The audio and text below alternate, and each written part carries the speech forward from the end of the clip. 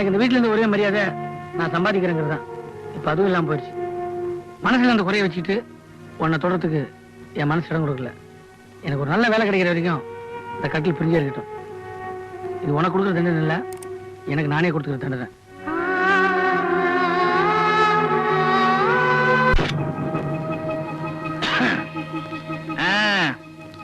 என்ன தம்பி, கழுத்துல மாலையை போட்டதை பத்தி யோசிச்சுக்கீங்களாக்கா? உங்களுக்கு எப்படி தெரியும்? என்னங்க தம்பி இது, சொந்த கால் நிக்கிறவனே ஒரு பந்த கால் கிடைச்சதுன்னா அப்படி சாஞ்சி நிக்கதான் ஆசைப்படுவான். உங்களுக்கு கிடைச்சிருக்கிறது ஒரு சந்திரக்காலு. பாத்திரம் பார்க்காம இருக்க முடியுங்களா என்ன?